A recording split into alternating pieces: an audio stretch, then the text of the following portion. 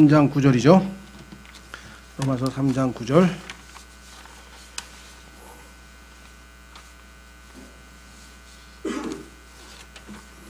자, 그러니까 지금까지 정리를 해보면 로마서 1장에서 이방인이 죄인이라고 하는 것을 입증했고, 그 다음에 심판의 기초, 심판의 원칙을 설명했고, 그 다음에 유대인도 마찬가지다, 죄인이다, 이렇게 얘기를 했더니 유대인들 중에서 뭔 소리야, 우린 선민인데 그럼 뭐야, 뭐 차이가 뭐야 하고 지금 항변을 했죠. 그래서 항변에 대해서 지금 그 답변을 해줬어요. 그렇죠? 그 항변 중에는 뭐냐면, 우리가 그렇게 하나님의 말썽을 부리고 죄를 짓고 뭐 유상숭배를 하고 형편없이 굴어가지고 결국은 하나님이 더 은혜롭고 더 진리도 많고 더 높임을 받은 거 아니냐, 그런 궤변을 들어놓으니까 그런 것에 대해서 단호하게 여기 나와 있죠. 8절 끝에 그들이 정죄받는 것이 옳으니라. 그런 궤변은 하나님 앞에 통하지 않는다. 하나님은 이스라엘 너희 민족이 하나님께 순종한다 했다면 당연히 너희를 통해서 영광을 받으셨겠지만, 너희가 죄를 지었는데 그것 때문에 하나님이 더 의로우신 분이 되셨다고 해서 영광 받을 수는 없다. 이해가 되셨죠? 그래서 이제 결론은 뭐냐, 유대인이든 이방인이든 다 죄인이다. 최종 결론을 내리는 장면이 9절서부터입니다. 그렇죠? 그래서 이제 9절에 뭐라고 얘기했는가 하니, 그럼 어떠하냐? 우리는 그들보다 나으냐? 이때 우리는 유대인들을 얘기합니다. 그들은 이방인이고, 결코 아니라 우리는 앞에서 유대인들과 이방인들을 검증하여 그들이 다 죄 아래 있음을 입증하였느니라. 그렇죠? 그래서 어떻게 했어요?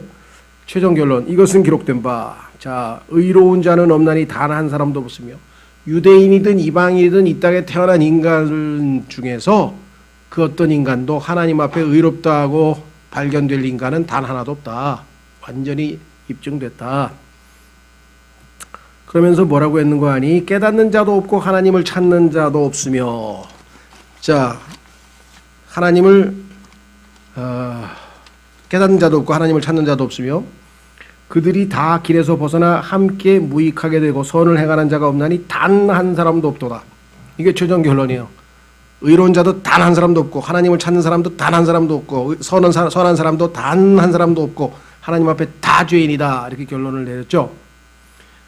그래서 이제 한 가지 조심해야 될 것은요, 하나님을 찾는 자, 이게 보통 이제 다양한 표현을 하는데 그 중에 이제 구도자란 말을 쓰는 분들이 있어요. 근데 구도자란 말이 그 도를 찾는다 이 말이죠. 근데 이 세상에서 구도자가 있죠.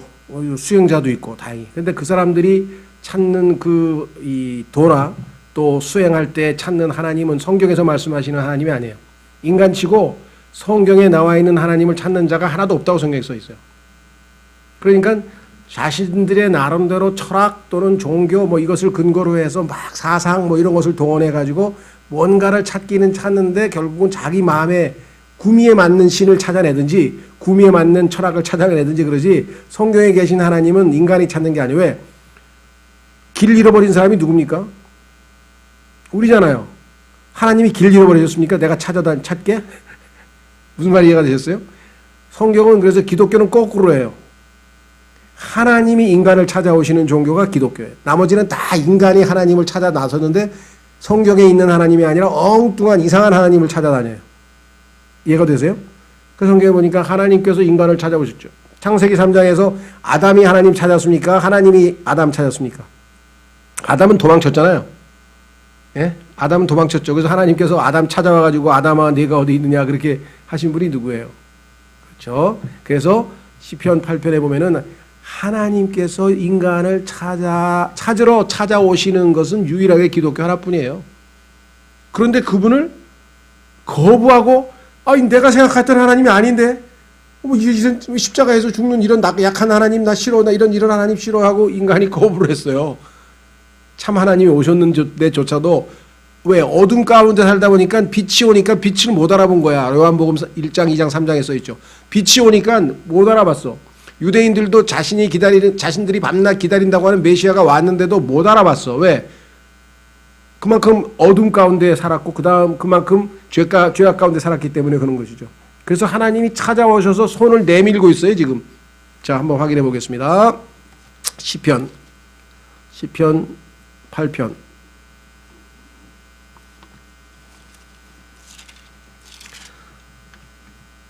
이 세상에 인간치고 자기가 열심히 노력해가지고 하나님 찾은 사람은 없어요. 찾긴 찾았는데 이상한 하나님을 찾았어.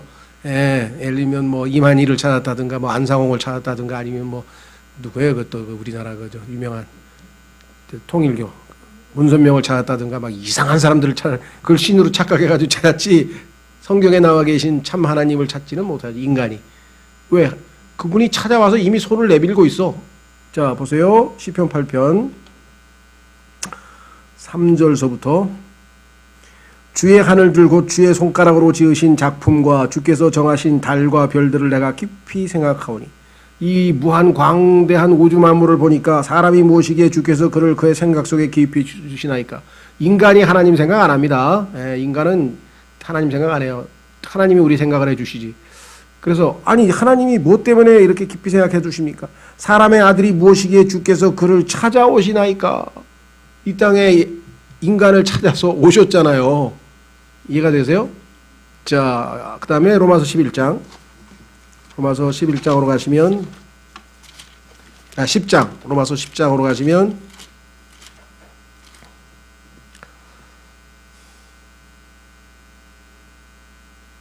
21절. 로마서 10장 21절. 오직 이스라엘에 대하여는 이르기를 내가 종일토록 내 손을 내밀어 불순종하고 거역하는 백성을 향하게 하였노라. 손을 내밀고 수고하고 무거운 짐진 자들아 다 내게로 오라 해서 아직도 지금 계속 초청하고 계시잖아요. 그렇죠? 예, 그러니까 다시 돌아옵니다. 로마서 3장 10절 의로운 자는 없나니 단 한 사람도 없으며 그럼 이때 이 세상에서 뭐 의롭다 그래가지고 상도 주고 그러던데 뭐 우리나라에 보니까 의인상이라는 게 있잖아요. 그건 인간의 기준에 보면 의인 맞아요. 그 사람들 우리 무시하지 않습니다. 훌륭한 사람입니다. 그렇죠? 뭐 김수현 씨인가 이수연 씨 막 일본 학생 대신해서 죽기도 하고 뭐 정말 우리 국가를 위해서 정말 몸을 희생하신 분도 있고 이런 분이 있어요. 그러니까 인간의 기준에서 보면 의인인데 하나님 기준에서 보면 어느 수준이 돼야 하나님 앞에 의인이에요? 예수님. 딱 하나 예수님만. 왜? 613가지의 율법을 평생토록 단 하나도 어기지 않았어. 만약에 예수님이 이방인으로 오셨다면 평생토록 단 한 번도 양심에 어긋나지 않고 완벽하게 100% 양심대로 살았다. 그런 의미란 말이죠. 그런 인간은 없지. 그런 의미에서 의인은 없죠. 하나님의 기준으로 봐서. 그래서 의인은 없나니 단 한 사람도 없으며 깨닫는 자도 없고 하나님을 찾는 자도 없으며 그들이 다 길에서 벗어나 함께 무익하게 되고 길이 뭐예요? 도. 우리가 얘기하는 도 아니에요. 도를 찾는다 그랬는데 도에서 벗어나 있어 지금. 예수님이 내가 곧 길이라 그랬는데 그 길에서 벗어나 있다 지금. 선을 행하는 자가 없나니 단 한 사람도 없도다. 그러면서 이제 인간의 죄악상을 구약 성경에서 인용합니다. 뭐라고 되어 있냐? 그들의 목구멍은 열린 돌무덤이라 그들이 자기 혀로 속임수를 쓰나니 그들의 입술 밑에는 독사의 독이 있고. 인간이 짓는 죄 가운데 제일 많이 짓는 게 입으로 짓는 죄예요. 그래서 여기 보니까 목구멍, 혀, 그다음에 입술 14절 그들의 입은 저주와 쓴 것으로 가득하며. 그렇죠. 이혼 왜 합니까? 싸우다가 그냥 상대방에게 엄청 상처 나는 그렇죠. 해서는 안 될 말을 해가지고 결국은 갈라서는 거 아니에요. 그렇죠. 정치가들 왜 그렇게 비트기겠어요? 지금 막말해가지고 지금 다 사람들 그렇게 되는 거죠. 그렇죠. 예. 여기 보면은 입과 관련된 죄가 13, 14절에 나와 있고 그 다음에 그들의 발은 피 흘리는 데 빠르고 인간이 6,000년 역사 동안에 얼마나 전쟁을 많이 했는가 하니 전쟁을 하다가 조금 쉬었다가 또 전쟁하고 조금 쉬었다 또 전쟁하고 그래가지고 독일 속담에 보면은 인간이 하도 전쟁을 많이 해가지고 비가 오면 할 수 없이 체육관에 가서 전쟁할 거라 그래요. 싸울 거라고. 어떻게 싸움을 그렇게 많이 하는지. 형제들 간에도 싸우고 친구가 돼도 싸우고 그 다음에 동급생들하고도 싸우고 하여간 막 이 세상에서 그냥 쌈질이 그냥 거기다 국가 간에도 싸우고 막 장관끼리도 싸우고 싸움. 자, 그 다음에 파멸과 고통이 그들의 길에 있어. 그들이 화평의 길을 알지 못하였고 인간의 삶은 이렇게 진정한 화평이 없습니다. 인간관계는 다 갈기갈기 찢어져 가지고 18절 그들의 눈앞에는 하나님을 두려움이 없는 이람과 같으니라. 이게 마지막 결론이에요. 하나님을 두려워하지 아니하고 그런 사람이 있죠. 너 그러면 천벌 받는다. 그러면 너 지옥 가. 그랬더니 그래 가. 난 가면 되지 뭐 지옥. 천벌 내리라 그래. 뭐 이런 사람들 있죠. 야 하나님이 얼마나 두려우신 분인지를 모르는 사람들, 두려움이 없는 이람과 같으니라. 하나님 앞에는 두려운 위험이 있느니라 해서 하나님 하면 그냥 다 엎드려서 거기에 꼬꾸라져야 되는 게 정상인데 하나님은 두려우신 분이고 빛이 있으라 우주 만물을 말씀으로 창조하신 분이신데 그 어마어마한 하나님 앞에서 아주 그냥 이 겁 없이 그렇게 대드는 사람들이 이 세상에 있는 인간들이에요. 뭐 걸핏하면 뭡니까 갓댐에다가 그다음에 오 마이 갓에다가 그냥 이 갓갓도 그 갓갓이 그 사람 지가 신이라 이 소리예요. 갓갓 신의 손에다가 그다음에 야구의 신에다 축구의 신에다가 뭔 신에다가 막 완통 신만 붙여놔. 얼마나 정말 이 신성모독적인 분위기에서 우리가 살고 있는가. 하나님께서 아까도 얘기했지만 바이러스 한 마리만 보내도 일단 다 죽는다고 난리치면서 얼마나 하나님께서 웃으시겠어요. 그렇죠. 자, 시편 2편으로 가보세요. 시편 2편. 제가 요즘의 사태를 보면서 하나님께서 정말 이 땅의 인간들에게 내 자신을 알라고, 인간이여 내 자신을 알라고 가르쳐 주시는 것 같아요. 요즘 보니까. 자, 보세요. 시편 2편 1절. 어찌하여 이 교도들이 경노하며 백성이 헛된 일을 꾀하는가. 이 땅에 있는 인간들이여, 땅의 왕들이 스스로 나서며 치리자들이 함께 의논하여 주와 그분의 기름 부은 자를 대적하며 이르기를, 하나님 예수님 다 필요 없어.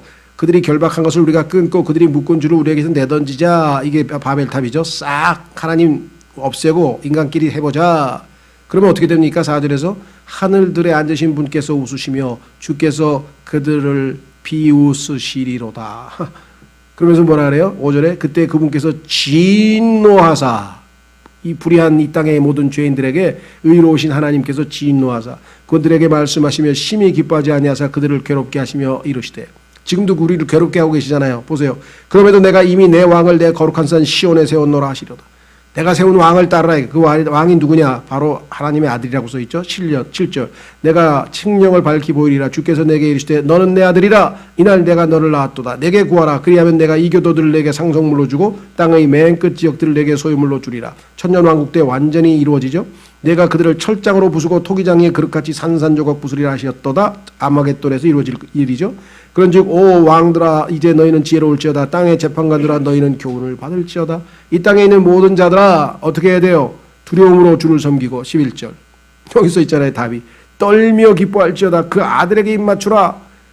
그 아들에게 입맞추라. 그래야지 아니하면 그분께서 분노하사 그분의 진노가 조금이라도 타오를 때 너희가 길에서 벗어나 망하리로다. 그분을 신뢰하는 자들은 다 복이 있도다. 이 아들을 우습게 여겼다가 그 아들에게 아들 사랑합니다. 예수님 믿겠습니다. 예수님 나의 주님으로 믿겠습니다. 이렇게 안 하는 자들은 다 진노의 대상이 된다고 성경에 써놓으셨잖아요. 그렇죠. 상식적으로 생각해 보세요. 이 무지막지한 죄인들을 위해서 거룩하신 하나님의 아들이 그 모든 영광을 다 버리고 이 땅에 와서 십자가에서 내어 죽어 주셨는데 하나님께서 그렇게까지 우리를 구원하시려고 모든 걸 다 희생하셨는데 그 아들을 우습게 여기고 거부하면 아버지가 화가 안 나겠습니까? 그렇죠. 그건 너무나 상식적인 거 아니겠어요? 그 예수님을 거부한다는 것은 정말 이 세상에서 가장 해서는 안 되는 일을 하는 거예요. 자, 그래서 이제 우리는 결론을 내립니다. 19절. 이제 우리가 알거니와 율법이 어떤 것들을 말하든지 그것은 율법 아래 있는 자들에게 말하나니. 그렇죠. 율법은 율법을 가지고 있는 유대인들에게 말하죠. 이것은 모든 입을 막아 온 세상이 하나님 앞에서 유죄가 되게 하려 함이라. 그 율법에 보니까 한 사람도 그걸 다 지킨 사람이 없어. 100%. 그래서 다 유죄로 판결이 됐어. 20절. 그러므로 율법의 행위로는 그 어떤 육체도 그분의 눈앞에서 의롭게 될 수 없나니. 율법의 행위로 의롭게 될 수 있는 인간은 이 세상에 단 하나도 없다. 예외는 예수님 한 분이었다. 율법으로는 죄를 알게 되느니라. 여기서 이제 중요합니다. 율법은 하나님께서 인간에게 지키라고 주신 것이 아니에요. 왜? 뻔히 지킬 수 없는 걸 왜 주셨겠어요?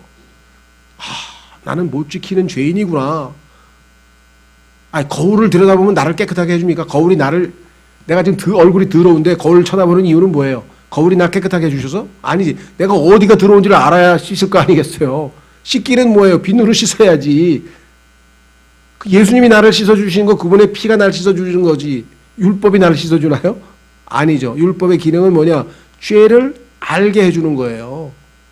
그러니까 유대인들이 얼마나 교만해요. 그 십계명을 받고 이걸 지키겠다고 하나님께서 네 자신을 알아라. 네가 그걸 어떻게 지키니? 그걸 어떻게 지키냐고.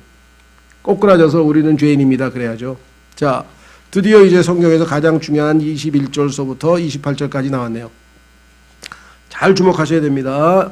자, 그러나 이와 같이 비참하게 하나님 앞에 정죄받았지만 그러나 절망이냐? 아니다. 이게 희망이 있다. 이게 딱 하나 새로운 희망이 있다. 그게 뭐냐? 이제는 뭐예요? 예수님이 오셨기 때문에 그런 뜻이죠. 이제는 율법 밖에 있는 하나님의 의, 곧 율법과 대언자들이 증언한 의가 드러났도다. 자, 이제까지는 율법의 의를 이루지 못해서 우리가 하나님 앞에 죄인으로 밝혀졌어요. 그죠? 율법의 의를 성취하지 못해서 우리가 죄인임이 밝혀졌는데 율법 말고 율법으로 의롭게 되는 건 우리 실패했어. 인간은. 그러니까 율법 말고 하나님이 우리를 의롭게 하실 수 있는 길이 하나 더 있어. 그래서 율법 외라 그래서 율법 밖에 있는 하나님의 의 곧 그런데 그것이 율법에 기록되어 있었어. 율법과 대언자들이 증언한 의가 드러났느니라. 그러면 이 의는 뭐냐? 율법에 의한 의가 아니니까 다른 종류의 의죠. 자, 그게 써 있어요. 22절 이것이 이제 답입니다. 그것은 곧 예수 그리스도의 믿음으로 말미암아 모든 자에게 미치고 예수 그리스도께서 예수님 믿습니다 하면 우리에게 믿음을 선물로 주시잖아요. 그러면 그 예수님의 믿음 때문에 하나님 우리를 의롭다고 한단 말이죠. 그러면 예수 그리스도의 믿음으로 말미암아 모든 자에게 미치고 모든 사람에게 기회가 있습니다. 예외 없어요. 유대인 이방인 상관없어요. 다 그다음에 믿는 모든 자 위에 임하는 하나님의 의니. 그런데 조건이 딱 하나 있어. 믿어야 돼. 예수 그리스도를 믿어야 돼. 믿는 모든 자 위에 임하는 하나님의 의니 거기에는 차별이 없느니라.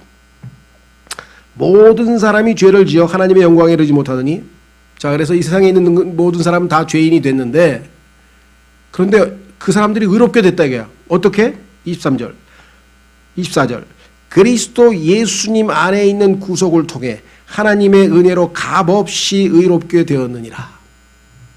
자 모든 사람이 죄를 지어 하나님의 영광에 이르지 못하고 죄의 종이 돼서 죄에게 노예 생활을 하고 있는데 예수님께서 오셔서 자신이 너의 인질값 노예 그 얼마야? 노예 상인한테 물어보는 거예요. 노예 상인한테 그 얼마인데? 그래서 그 노예 상인에게 값을 치르고 자신의 피값으로 여기 나와 있죠. 구속이라고 하는 것은 인질 값을 치르고 인질을 구출해 오는 것, 그 다음에 노예에게 값을 치르고 노예를 사오는 것, 그렇죠. 자, 그래서 예수님은 자신의 피값으로 자신의 생명을 내어주고 우리를 다시 사셨어요. 그래서 그걸 구속이라 그래요. 그래서 그리스도 예수님의 안에 있는 구속을 통해 하나님의 은혜로. 그런데 이거 거저 주신 거죠? 하나님이 은혜로 주신 것이지 우리가 뭔가를 해서 주신 건가요? 그렇죠. 은혜라고 하는 것은 자격이 없는 자에게 주시는 호의잖아요. 자격이 없어요. 우리는 받을 자격이 없어. 구속을 받을 자격이 없는데 구원을 받을 자격이 없는데 주셨어. 그래서 은혜. 자격이 없는데 줘서 은혜. 예수님이 죄값을 다 치르셔서 값을 치르고 사셨기 때문에 구속, 은혜. 그래서 우리는 어떻게 됐어요? 값없이. 뭐 거저 공짜로 이렇게 되죠. 공짜로. 방법은 뭐예요? 모든 믿는 자에게. 그러니까 믿음, 구속, 은혜, 값없이 의롭게. 이 5가지 단어가 구원의 가장 핵심적이고 필수적인 내용이죠. 그렇죠? 하나님 앞에 의롭다 할 수 있는 방법이 여기 너무나 간단 명료하게 제시되어 있잖아요. 자, 그 예수님을 하나님께서 어떻게 하셨는가 보세요. 25절. 하나님께서 그분의 피를 믿는 믿음을 통해 자, 그분이 흘리신 피가 죄값을 다 치르고도 남는다. 우리를 깨끗하게 하실 수 있다라고 하는 것을 믿는 거예요, 우리가. 그렇죠? 네, 그래서 그분의 피를 믿는 믿음을 통해 화해 헌물로 제시하셨으니 하나님께서 죄를 지은 죄인에게 지금 진노하셨어요. 그런데 그 하나님의 진노가 풀어지려면 누군가가 하나님 앞에 뭔가를 제시해야 되잖아요. 그래서 죄인에 대한 하나님의 진노를 풀어줄 수 있는 그 방법은 죄의 값을 치르는 거예요. 의로우신 하나님 앞에. 그래서 자신의 아들이신 예수님을 하나님께서 화해 헌물로 제시하셨어요. 죄값을 치르시는 수단으로 자신의 아들을 제물로 내어주셨다 이 말이죠. 그래서 예수님께서 십자가에서 죽으셨어요. 그래서 하나님은 이제 진노가 다 가라앉으셨어요. 왜? 모든 진노를 자신의 아들에게 다 부으셨잖아요. 성경에 써 있잖아요. 그래서 예수님께서 내가 이 잔을 마셔야 되지 않겠냐. 그 진노의 잔. 하나님이 죄인들에게 지니고 있었던 모든 진노를 잔에다가 예수님에게 예를 들면 다 담아서 그 진노의 잔을 예수님께서 십자가에서 다 받으셨다. 이게 하나님의 진노를. 그렇죠? 예. 그래서 여기 지금 화해 헌물로 제시하셨으니 자, 이것은 하나님께서 참으심을 통해 과거의 죄들을 사면하심으로써 자신의 의를 밝히 드러내려 하심이요 내가 말하거니와 이때 자신의 의를 밝히 드러내사 자신이 의롭게 되며 또 예수님을 믿는 자를 의롭게 만드는 이가 되려 하심이라. 이게 무슨 소리냐? 하나님께서 만약에 화해 헌물로 예수님을 내주시지 않고 그래 내가 죄인들 이번에 한번 불쌍히 여겨서 봐주지. 그래 내가 너희들 용서하마. 이렇게 하면 하나님은 정말 자비로우신 분이죠. 그렇죠? 그런데 하나님은 의로우신 분이 될까요? 왜? 죄인을 그냥 봐줬잖아. 이해가 되세요? 죄인을 그냥 봐줬잖아요. 그러면 그거는 의로우신 하나님이 될 수 없지. 그런데 여기서는 자신도 의롭고 예수님을 믿는 사람도 의롭게 하려면 어떻게 돼요? 하나님이 의로우신 분이면 죄를 심판하셔야죠.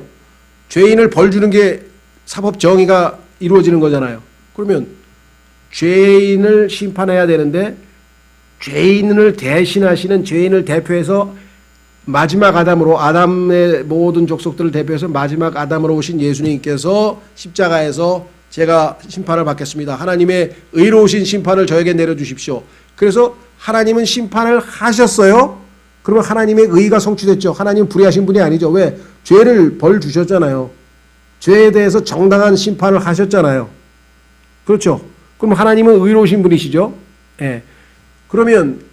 그런데 그 예수 그리스도를 대신 예수 그리스도를 믿는 사람들을 하나님께서는 이제 의롭다고 할 수 있어요. 왜? 하나님의 의는 예수 그리스도에 의해서 이미 의의 심판은 집행됐기 때문에 이 사람들은 하나님의 아들을 믿는 내 아들의 수고, 내 아들이 이렇게 내 마음을 읽고 내 뜻대로 순종해서 이렇게 나를 기쁘게 했으니 내 아들을 믿는 자는 내 아들과 하나로 동일하게 여겨서 심판받은 것으로 간주하고 내가 너에게 용서를 하고 영원한 생명을 주겠노라. 이게 하나님의 방법이었단 말이죠. 여기 써 있죠. 그분께서 그분의 피를 믿는 믿음을 통해 화해물로 제시하셨으니 그래서 십자가에서 죽으시고 화해가 이루어졌어요. 이것은 하나님께서 참으심을 통해 과거의 죄들을 사면하심으로써 자, 과거의 죄는 뭐였습니까? 유대인들이죠. 특히 하여간 뭐 유대인 아니더라도 아담서부터 시작해가지고 예수님께서 오시기 전까지 예수님께서 십자가에서 모든 죄인들의 죄값을 치르기 전까지 모든 죄들은 다 하나님께서 어떻게 했어요? 여기 나와 있잖아요. 참으심을 통해 참았죠. 하나님께서 그냥 묵인해 주셨죠. 예. 그 다음에 죄들을 사면하심으로써 그의 과거의 죄들을 다 용서해 주셨어요. 자신의 의를 밝히 드러내려 하시며 하나님은 의로우신 분이구나. 왜? 구약에서 이들이 지었던 모든 죄들을 죄값을 예수님께서 십자가에서 대신 지셨기 때문에 이제 구약에 있는 모든 성도들도 사면이 완성이 된 것이고 그 다음에 26절 내가 말하거니와 이때 자신의 의를 밝히 드러내사 예수님을 벌하셨으니까 당연히 의로움을 드러내셨죠. 그러면 자신이 의롭게 되며 하나님은 당연히 의로우신 분이죠. 죄를 심판했으니까 죄인을 심판했으니까 또 예수님을 믿는 자를 의롭게 만드는 이가 되게 하려 하심이라. 그러니까 하나님의 지혜는 어디에 있느냐? 바로 십자가에 있었다. 십자가. 그렇죠? 예. 자, 하나님은 의로우신 재판관이에요. 그래서 죄인을 심판을 하셔야 돼. 그런데 하나님은 긍휼이 많으시고 사랑이 많으신 분이셔. 그래서 이들을 용서해 주고 싶어. 답이 없는 거예요. 심판을 하면 하나님은 자비와 긍휼을 보일 수가 없고, 심판을 안 하면, 용서해 줘버리면 하나님의 의가 무너져 버리고, 이거 어떻게 해요? 이 두 가지 다, 자신도 의롭고 예수님을 믿는 사람도 용서해 줄 수 있는 방법은 뭐예요? 이 용서받을 자들을 대신해서 누군가가 하나님의 심판을 받아서 하나님의 의를 충족시켜 주면 이들을 용서해도 법적으로 아무 문제가 되지 않는 것이죠. 이해가 되셨어요? 그러니까 하나님이 의로우시고 하나님이 긍휼이 많으신 분이라고 하는 것을 동시에 만족시킬 수 있는 바로 하나님의 지혜, 그것이 바로 십자가였다는 거죠. 그 십자가 이외에는 인간에게 아무런 방법이 없다는 것은 바로 여기입니다. 하나님은 동시에 의로우시고 동시에 사랑이시라는 사실을 십자가에서 입증하시고 아들에게 입맞추라. 내 아들을 믿는 자에게는, 그죠? 아들의 믿음을 통해 우리를 의롭게 하신다 그랬습니다. 자, 그래서 이것이 성경에서 가장 위대한 결론이죠. 그래서 27절, 그런즉 자랑할 것이 어디 있느냐? 뭘 했어야 자랑을 하지. 그렇죠? 그냥 공짜로. 자, 그래서 있을 수 없느니라. 무슨 법으로냐? 우리가 무슨 법 지켜서 그 구원 받았냐? 행위의 법으로냐? 율법의 행위로는 의롭게 될 수 없다 그랬잖아요. 그러면 아니라 오직 믿음의 법으로니라. 그렇죠? 하나님께서 행위로는 하나님 앞에 의롭게 될 자가 없다고 지금 20절에 선언했잖아요. 그리고 이제는 오직 믿는 자에게 은혜로 값없이 의롭게 한다고 말씀하셨잖아요. 그러니까 여기 나와 있죠. 믿음의 법으로다. 결론을 내립니다. 28절. 그러므로 우리가 결론을 내리노니 사람은 율법의 행위와 상관없이 믿음으로 의롭게 되느니라. 이게 바로 신약 교회의 구원론 결론이죠. 그렇죠? 행위와 상관없이. 그래서 우리는 은혜로 거저 의롭게 되고 구원을 받고 영생을 얻고 다 하나님의 긍휼과 은혜로 구원을 받게 되었다 그랬습니다. 이 복음에 대해서는 이미 여러분들이 익숙히 잘 알고 계시기 때문에 로마서에서 정확하게 그 과정을 잘 설명해 놓았다 그랬습니다. 자, 그래서 이제 여기에 나와 있는 이 구원과 관련된 그 용어를 조금 좀 설명을 좀 했으면 좋겠는데요. 자, 정리를 한번 해보겠습니다. 오늘 구원 교리 중에서 첫째는 뭐냐? 구원의 그 근원, 칭의, 의롭게 될 수 있는 그것은 아까 얘기했던 것처럼 은혜라고 24절에 나와 있죠. 그 다음에 근거는 십자가였죠. 그런데 그 십자가에서 이루어진 것이 뭐냐? 두 가지죠. 하나는 구속. 자, 구속은요, 아까도 말씀드렸습니다만 값을 치르고 사오는 겁니다.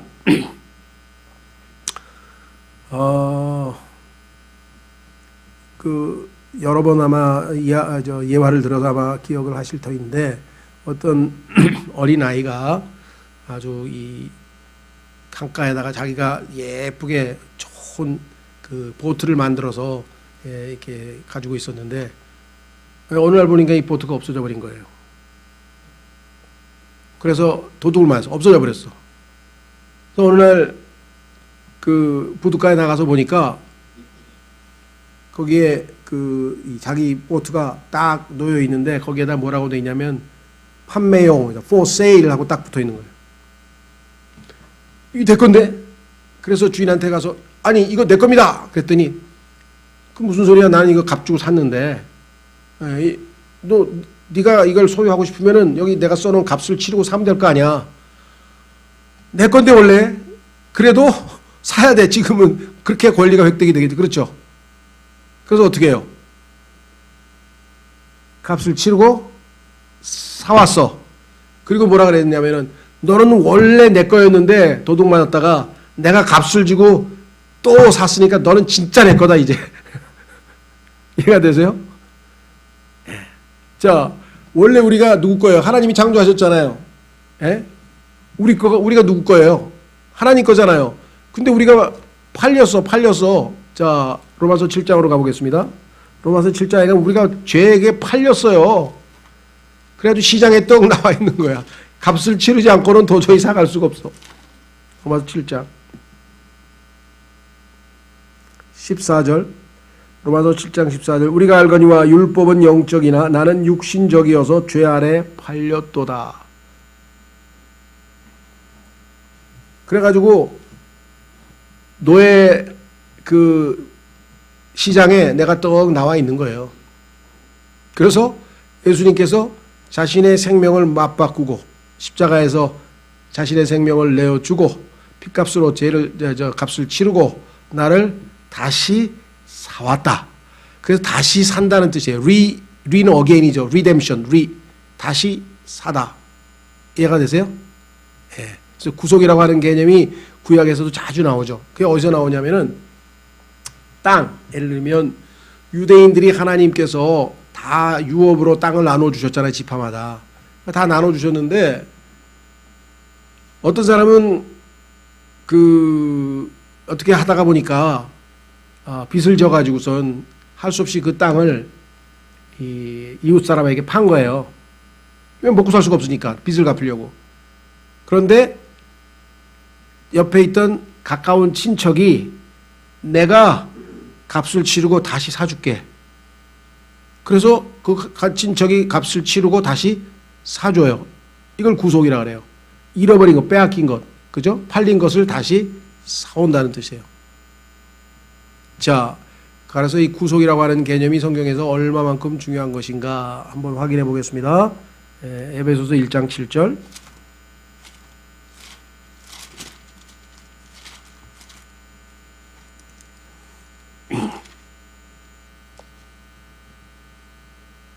에베소서 1장 7절.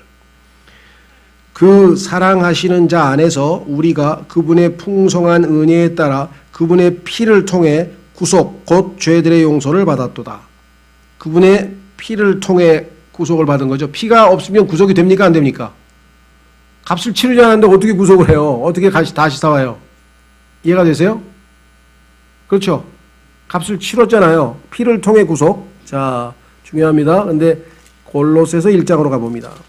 골로새서 1장.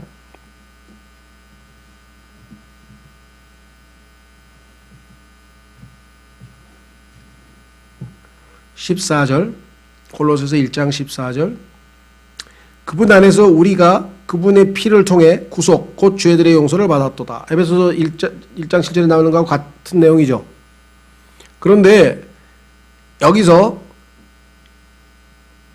그분의 피를 통해 골로새서 1장 14절에서 그분의 피를 통해 요 단어가 요 부분이 모든 성서에서 다 빠져 있어요. 개역성경을 포함해서 영어도 NIV를 포함해서 다 빠져 있어요. 그러면요 엄청난 병개가 되는 거예요. 왜? 그분의 피를 통해 구속이 이루어지지 피도 없는데 어떻게 구속이 이루어져요? 그럼 훔쳐왔나? 값을 치렀잖아요. 아까도 그 아이가 억울하지만 값을 치르고 다시 사왔잖아요. 그분의 피를 통하지 않고 어떻게 구속이 이루어지냐 이 말이에요. 그런데 이 구조를 떡하니 빼놓고 마귀가 예수 그리스도의 구속을 망가뜨렸는데도 사람들이 그걸 아무렇지도 않게 생각한다는 건 이상하죠. 그렇죠. 이게 얼마나 핵심적인 구절입니까? 그랬더니 에베소서에 써 있잖아요. 그 에베소서에 써 있으면은 50% 틀려잖아요. 여기 골로새서에서는 그분의 피를 통해를 빼버리면 구속이 이루어지나요? 거짓 교리는 그러면 성경에다 하나님의 참 말씀이 아니라 거짓 말씀이 들어가도 되는 건가요? 아니죠. 이거 굉장히 중요한 내용인데도 여전히 이 문제에 대해서 잘 모르고 있는 분들이 있습니다. 자, 그래서요 우리는 구속에 대해서 살펴봤고, 그다음에 이제 화목. 자, 화목이라고 하는 것은 뭐냐면요, 인간과 하나님과의 사이가 틀어졌어. 하나님이 엄청 화가 났어. 우리도 그렇죠. 자식들 중에서 부모님이 하지 말라는 짓 하고 그래가지고 지금 부모님이 지금 막 잔뜩 화가 나야 돼.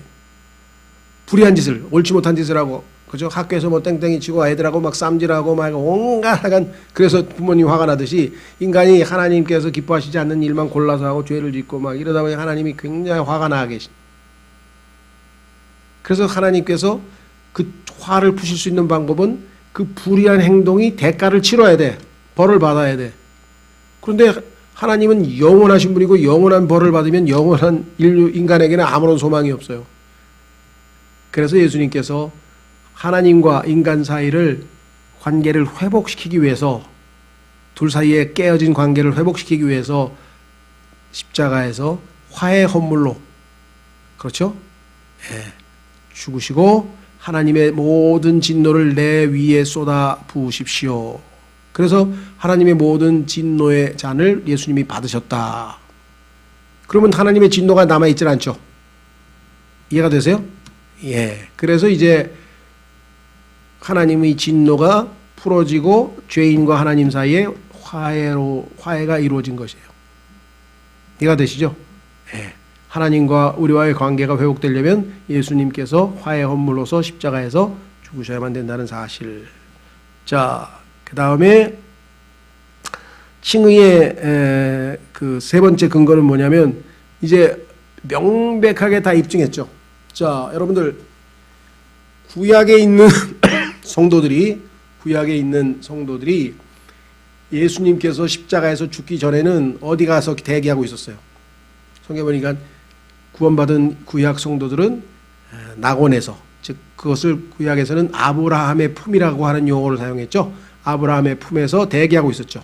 그런데 그 아브라함의 품이라고 하는 낙원이 예수님께서 승천하시면서 그들을 다 데리고 올라가면서 셋째 하늘로 옮겨져 가지고 고린도후서에 가면은 셋째 하늘에 낙원이 있다 그러죠. 자, 왜 그랬을까요? 자, 보세요. 출애굽기 34장 7절. 출애굽기 34장 7절.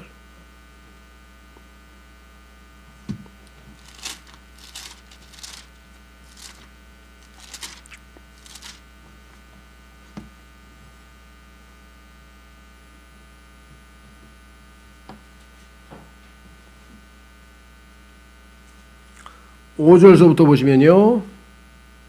주께서 구름 가운데 내려오사 그와 함께 거기 서서 주의 이름을 선포하시니라. 하나님의 이름이 주야. 그래서 나는 주라. 그래서 보세요. 주께서 그 앞으로 지나가시면서 선포하시되 주로다. 자신이 주라는 거예요. 긍휼이 많고 은혜롭고 오래 참고 선함과 진리가 풍성한 주 하나님이로다. 내가 긍휼을 수천하게 베풀며 불법과 범법과 죄를 용서하되. 자, 구약 성도들은 용서받을 수 있는 방법은 어떻게 용서받으면 됩니까? 짐승을 가지고 가서 짐승 위에 머리 위에 손을 얹고 안수해서 안수복음하고 다릅니다. 자, 안수를 했어요. 그래서 모든 죄들이 짐승에게 양에게 넘어가고 그래서 그 양을 죽임으로써 자신이 죽은 것으로 간주를 받아서 그렇게 해서 하나님 앞에 의롭다함을 얻었는데 여기 나와 있죠. 그래서 뭐예요? 불법과 범법과 죄를 용서하되. 그래서 올바르게 하나님 앞에 제사를 드리면 헌물을 바치면 그렇죠. 희생 제사를 드리면 용서는 받았어요. 그런데 죄가 깨끗해지지는 않았어. 여기 써 있죠. 그것이 결코 죄 있는 자를 깨끗하게 하지는 아니하리라. 용서는 받았지만 깨끗하게 할 수가 없어. 왜? 짐승의 피는 어떻게 해요? 죄를 깨끗하게 할 수 있는 능력은 없어. 그 짐승의 피를 근거로 용서는 받을 수 있는데 그때만 한 번 용서받고 또 죄 지면 또 짐승 죽이고 그 다음에 또 짐승 죽이고 해야 돼. 근데 예수 그리스도는 어때요? 죄를 없애버린다. 죄를 제거해버린다 이 말이죠. 그렇죠. 보라 세상 죄를 제거하는 하나님의 어린 양이로다. 자, 히브리서 9장으로 갑니다. 그러니까 구약 성도는 죄를 용서만 받았고 죄를 씻음 받지는 못했어요. 그래서 바로 하늘나라로 갈 수가 없어. 그래서 어디서 기다려야 돼? 예수님이 피를 흘려서 죄를 씻을 때까지는 기다려야 돼. 히브리서 9장. 히브리서 9장. 9장이 아니고 히브리서 10장. 히브리서 10장. 그러나 그 희생물들에는 해마다 죄들을 다시 생각나게 하는 것이 있나니. 왜 해마다? 여기 나와 있죠. 4절에 황소와 염소의 피가 죄들을 제거하는 것은 불가능하니라. 짐승의 피는 나중에 예수님께서 흘리실 피를 예표하고 있기 때문에 그것을 근거로 용서는 받아. 용서는 받는데 죄가 다 지워지지는 않아요. 깨끗하게. 왜? 그것은 예수님의 피, 하나님의 피인 예수님의 피로만 가능한 거죠. 이해가 되세요? 예, 그래서 기다리고 있었어요. 자, 누가복음 9장으로 갑니다. 이제 실마리가 하나씩 풀리네요. 아, 기다리고 얼마나 오래 기다렸겠어요. 그렇죠. 아브라함서부터 시작해가지고 전부 다 대기하고 있어 지금. 나사로도 대기하고 있어. 다 지금 기다리고 있어 지금 다.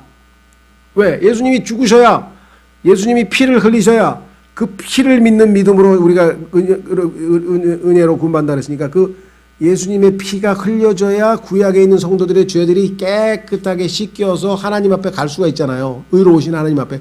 더러운 상태로 갈 수는 없잖아. 근데 예수님이 아직 피를 안 흘렸잖아. 그러니까 지금 기다리고 있단 말이에요. 구약에 있는 성도들이 예수님 죽으시기를. 그래서 자, 그게 어디에 써 있느냐? 누가복음 9장에 써 있죠. 보세요.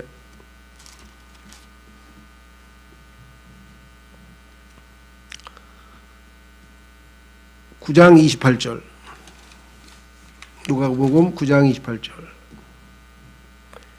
이제 변형산에 올라가셨는데 예수님께서 자신의 영광스러운 모습을 일시적으로 잠깐 보여주셨죠.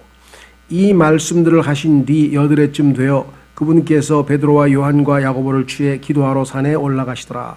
그분께서 기도하실 때 그분의 얼굴 모습이 변하고 그분의 옷이 희게 되어 눈부시게 빛나더라. 재림하실 때 영광스러운 모습을 잠깐 보여주셨죠. 보라, 그 두 사람이 그분과 얘기하는데 그들은 모세와 엘리야더라. 자, 모세도 시체가 어디 갔는지 막 찾다가 못 찾는데 보니까 아, 이거 살아서 올라갔구나. 그죠? 엘리야도 마찬가지 병거 타고 올라갔죠. 자, 두 사람이 율법과 대언자들을 대표하는 두 사람이 대표로서 나타났어요. 그래서 31절 그들이 영광 중에 나타나서 영광 가운데 둘이 썩지 않을 몸을 입었을 거 아니에요. 그러니까 영광 가운데 나타나서 앞으로 그분께서 예루살렘에서 이루셔야 할 그분의 별세에 관하여 말하였으나. 왜 별세에 관해서 말했을까요? 예수님 언제 돌아가셔요? 예수님 언제 피를 흘리셔요? 예수님 언제 우리를 깨끗하게 해주실 거예요? 아유, 그래, 우리가 하나님 하늘에 올라갈 텐데 우리 아직도 기다리고 있어요. 낙원에서 우리는 아직도 기다리고 있어요. 그랬더니 예수님께서 뭐라고 얘기를 해주셔서 알려주셨겠죠. 왜 이 세 사람의 대화의 주제가 예수님의 별세였을까요? 그것이 없으면 인간에게는 구원이 없어. 구약 성도들은 지금 몇 천 년을 기다린 거야. 어떤 사람은. 왜? 예수님이 아직 안 돌아가셨으니까. 짐승의 피로는 용서는 받았는데 깨끗하게 되질 않았어. 깨끗하게 될 날만을 기다리고 있었어. 이해가 되세요? 자, 그래서 이제 올라갑니다. 이 사람들 데리고. 왜? 예수님 죽으셨으니까 부활 승천하실 때 데리고 올라가셨잖아요. 에베소서 4장. 그래서 에베소서 4장에 보면은 예수님께서 이들을 데리고 올라가세요. 이제 구약 성도들을 데리고. 왜? 깨끗하게 됐잖아. 이제 더 이상 기다릴 이유가 없지. 이해가 되세요? 예. 자, 에베소서 4장.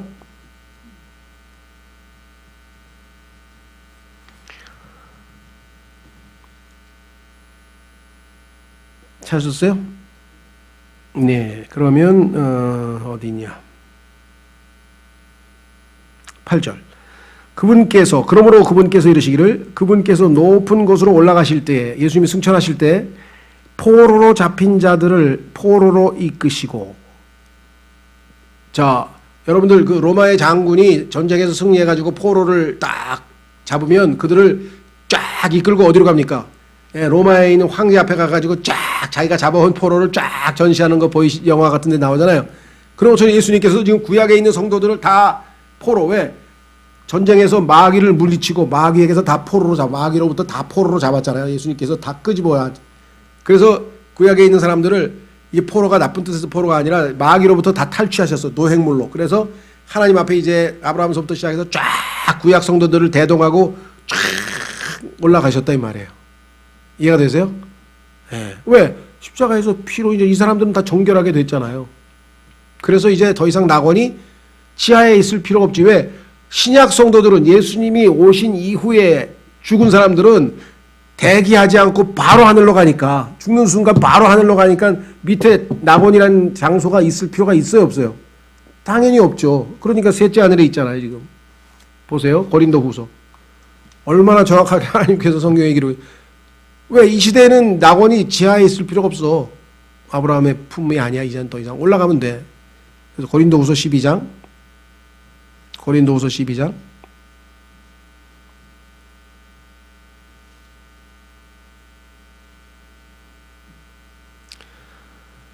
이렇게 되어 있죠. 보세요. 2절. 내가 그리스도 안에 있는 한 사람을 알았는데 그 사람은 14여 년 전에 셋째 하늘로 채워 올라갔느니라. 셋째 하늘이라 그랬어요. 몸 안에 있었는지 내가 말할 수 없으며 몸 밖에 있었는지 내가 말할 수 없으나 하나님은 아시느니라. 아마 유체 이탈이라고 하는 건지는 잘 모르겠습니다만은 내가 이러한 사람을 알았느니 몸 안에 있었는지 몸 밖에 있었는지 내가 말할 수 없으나 하나님은 아시느니라. 너무 신비한 체험을 해가지고 몰라. 근데 그가 여기 써 있죠. 낙원으로 채워 올라가서 말할 수 없는 말들을 들었는데, 그러니까 셋째 하늘에 낙원이 있구나. 셋째 하늘로 올라갔다고 위에 2절에 써 있는데 그 셋째 하늘에 예수님이 부활 승천하시면서 그 포로들을 데리고 올라갈 때 낙원도 이동된 거구나. 이해가 되세요? 예. 자, 그래서 우리는 구원과 관련돼서 뭐 더 할 얘기는 많지만 마무리 짓겠습니다. 다시 로마서로 와서 이제 결국은 하나님께서 어떻게 죄인들을 구원하셨는지를 복음을 이제 로마서 3장에서 마치고 다음 시간에는 이제 4장에서 예시하는 거예요. 아브라함도 우리하고 똑같이 믿음으로 구원받았다. 이렇게 해서 예시하시는 구약 성도들의 설명. 그들도 행위가 아니라 믿음으로 구원받았다라고 하는 것을 예로 아브라함과 다윗에 대한 예가 4장에 나오고요. 그 다음에 이제 5장에서는 구원받은 결과, 구원을 받아서 우리가 어떠한 복을 누리게 되는지 그걸 쫙 설명을 해요. 예수님 믿고 난 다음에 칭의서부터 얼마나 많은 복들이 있는지 그 복들을 열거해 줍니다. 내가 예수님 믿고 나서 이런 것들을 다 누리게 되는 거구나. 자, 그러면 마무리 짓습니다. 29절. 로마서 3장 29절. 결론은 28절이었어요. 그러므로 우리가 결론을 내려니 사람은 율법에 의하여 상관없이 믿음으로 의롭게 되느니라. 그분은 오직 유대인들의 하나님이시냐? 그분은 또한 이방인들의 하나님이 아니시냐? 참으로 또한 이방인들의 하나님이시니 유대인 이방인 한 것 없다. 왜? 30절. 할례자를 믿음으로 말미암아 또 무할례자들을 믿음을 통해 의롭게 하실 분은 한 하나님이시니라. 그러니까 유대인이든 이방인이든 이제는 딱 한 가지 방법밖에 없다. 믿음. 31절. 그런즉 우리가 믿음을 통해 율법을 헛되게 만드느냐? 결코 그럴 수 없느니라. 참으로 우리가 율법을 굳게 세우느니라. 자, 어떤 사람들은 그런 얘기를 하는 사람이 있어요. 그럼 율법 아무짝에도 소용없네. 그렇죠. 율법 아무짝에도 소용없으니까 그럼 믿음이 율법을 헛되게 만드는 거 아니냐. 아무짝에도 소용없게. 라고 생각하는 사람이 있는데 결코 그럴 수 없느니라. 왜? 뭘 오해하고 있어요? 율법을 세워줬지. 왜? 율법은 뭐예요? 죄 싹은 사망이라 그랬잖아요. 그래서 예수님께서 그 율법의 죄 싹을 요구한 대로 사망을 십자가에서 죽으셨잖아요. 그 율법의 요구를 다 이루어줘서 율법을 세워줬지. 율법, 그래, 네가 요구하는 게 뭐야? 사망이지. 이 죄인들의 죄값을 내가 죽겠다 이거야. 그러니까 율법을 세워준 거지. 왜 율법이 쓸데없다 그래요? 율법은 아직도 우리에게 뭘 가르쳐줘요? 죄를 깨닫게 해준다 그랬잖아요. 너 죄인이야. 너 이렇게 살았어? 이거 다 지켰어? 양심도 너 이거 다 지켰어? 못 지켰지. 죄인이지. 그래서 율법의 기능은 죄를 알게 함이라 그랬지. 아직도 우리로 하여금 죄를 깨닫게 해주고 그 죄의 값 삭시 뭐예요? 사망인데 예수님이 너를 대신해서 죽었기 때문에 너는 죽을 필요가 없어 이제 라고 하는 것을 여전히 알려주고 있으니까 율법은 지금 제 기능을 하고 있는 거잖아요. 그렇죠? 예. 자, 그래서 우리는 이제 오늘 복음에 관해서 마치고요. 다음 시간에는 이제 여기 나와 있는 것처럼 뭡니까? 아브라함과 다윗의 예를 들어서 율법 이전 시대와 율법 시대에 즉 구약 성도들이 어떻게 구원을 받았느냐에 대한 예화 설명해 준 게 실제로 구약에도 아브라함도 다윗도 다 이렇게 믿음으로 우리처럼 구원받았다. 방법은 믿음뿐이다. 이거를 설명해 주죠. 그 다음에 5장에 가면 말씀드린 것처럼 1절서부터 11절까지 구원받은 사람은 이렇게 많은 축복을 누리게 된다. 복을 누리게 된다. 그렇죠? 그래서 구원받은 이후의 결과들이 11절까지 쫙 설명되어 있어요. 그러니까 로마서 5장 1절서부터 11절까지 읽을 때 우리가 굉장히 감사하죠. 아, 내가 이런 복을 누리게 됐구나. 그렇죠? 네. 그 다음에 이제 5장 12절에서 21절까지. 요게 이제 성경에서 가장 어렵다고 하는 얘기인데, 갑자기 아담하고 예수 그리스도를 비교하면서 아담이 한 일과 예수님의 한 일을 쫙 열거를 하면서 이렇게 차이가 난다, 이렇게 차이가 난다, 이렇게 차이가 난다 라고 하는 얘기로 중간에 삽입구가 들어가고, 그 다음에 6장, 7장, 8장은 이제 우리는 죄인이 아니라 의인이 되었기 때문에 의로운 사람의 삶은 마땅히 이런 원칙으로 살아야 한다. 그래서 그리스도인의 생활 원리, 성화에 대한 얘기가 6장, 7장, 8장에 나옵니다. 정말 이제 우리가 매일매일 신앙생활하는 그 신앙생활로 접어드는 거예요. 그런데 어떤 원리가 작동해야 정상적으로 예수님 스타일로 살 수 있는지를 설명해 주는 거예요. 이해가 되시겠죠? 예, 오늘은 여기까지 하겠습니다.